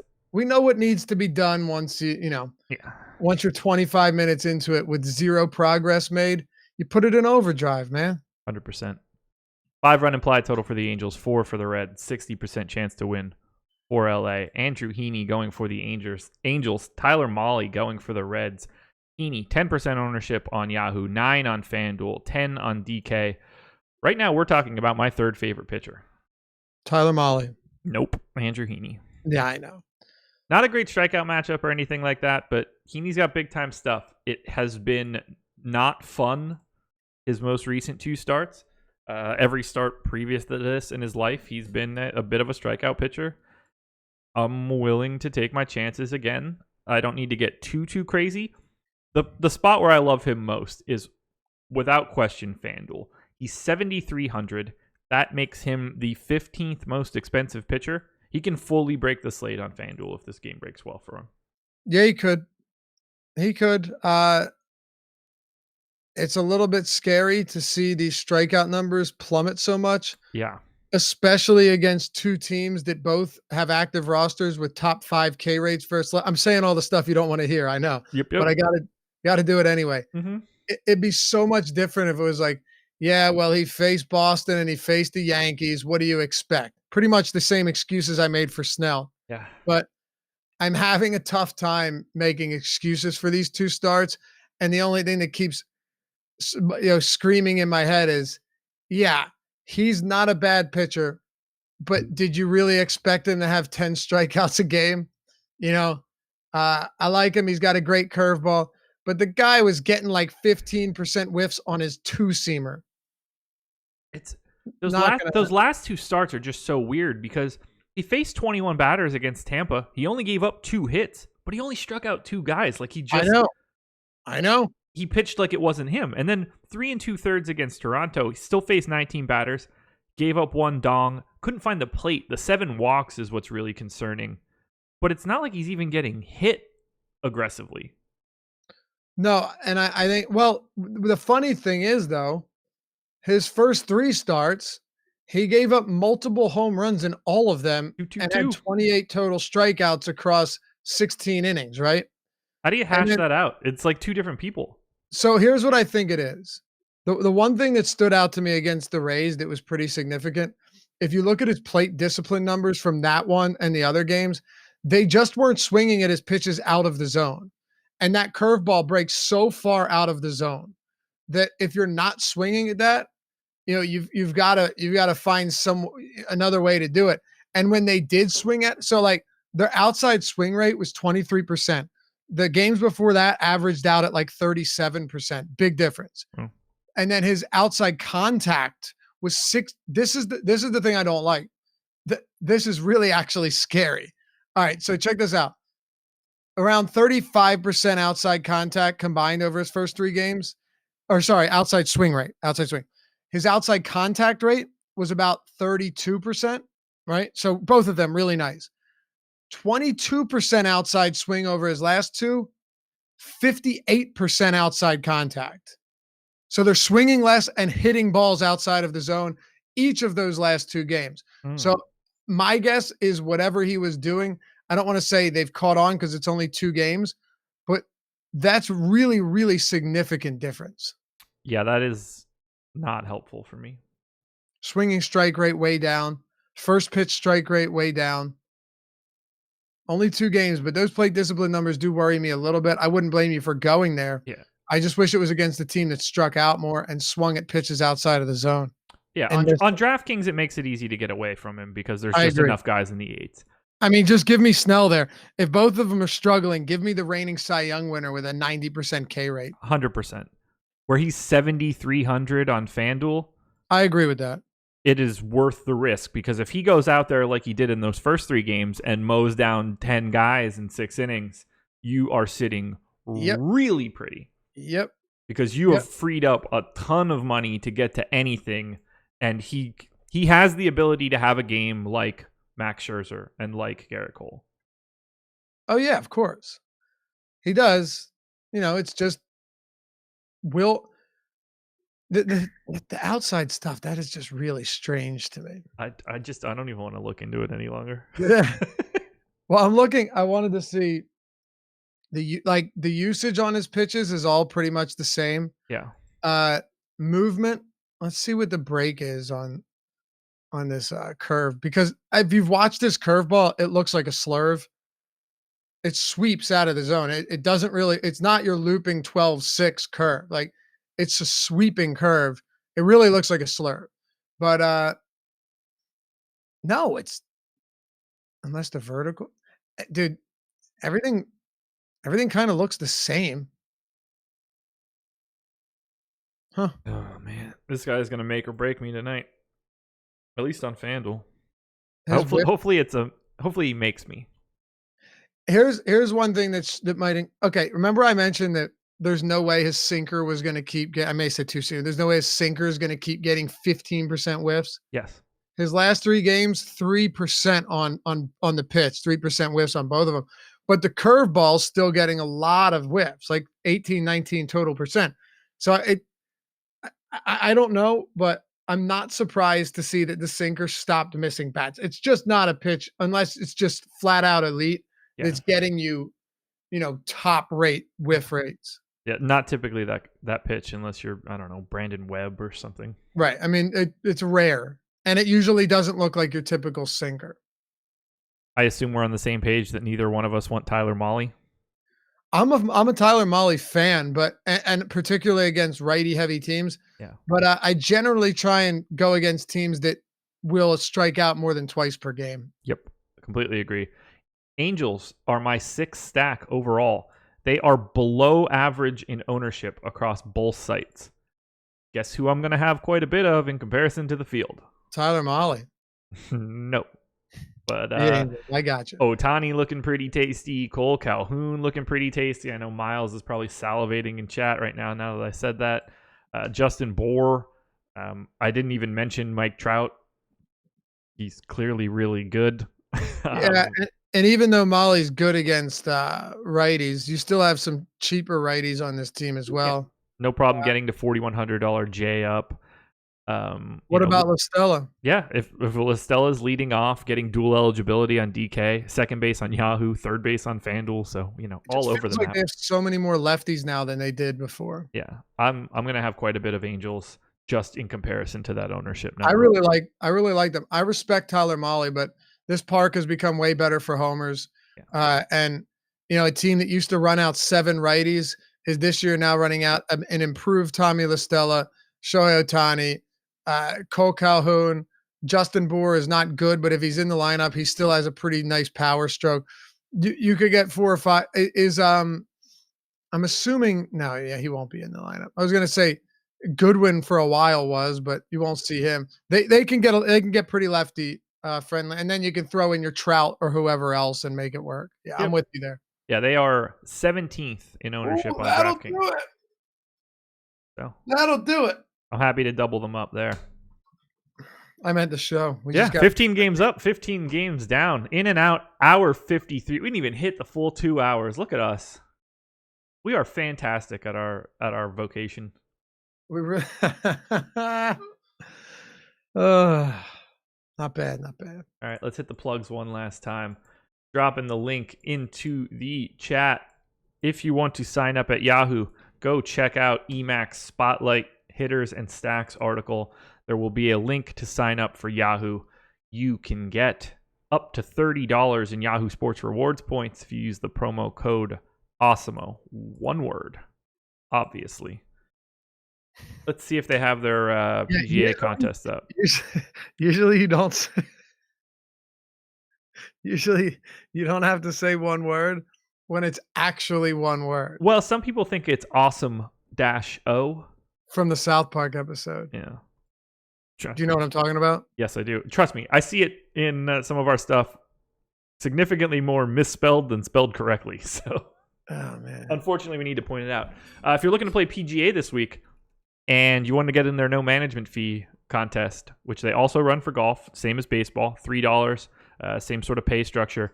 1,359 entries already in from the 1,500. So if you're looking to play it, you got 140 spots to go.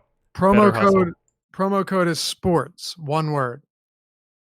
Promo code is awesome-o. Don't get confused. I'm sorry. Promo code Tommy Nation doesn't get you anything except for $17,000 less than it should have been. Yeah, you get $17,000 less of a bonus. Hit the like button. MLB Strategy is the promo code. That is one word. One big word. The letters don't fit together, but I promise you that's what works. Right. 50% off your first month with us. Any monthly package you choose, including packages with Fantasy Cruncher. Hit the like button on your way out the door. Subscribe to the channel. 2:30, Tim Frank, Ben Rasa talking. Now I just need to know what the damn tournament is called. PA schedule. I tried looking it up and realized that there wasn't the Rocket Mortgage Classic. Obviously, should have rolled right off the tongue. Love the Rocket Mortgage Classic. Yeah, classic. That is a classic. I don't know how you can name something a classic when it's never existed before, but I mean the balls on these on this company. That's it. We're out of it. I don't have anything left. Hour 56. We did a hell of a job. Laffy, anything else? What a good show this is, man. I missed that last timestamp, but I'll be able to ballpark it.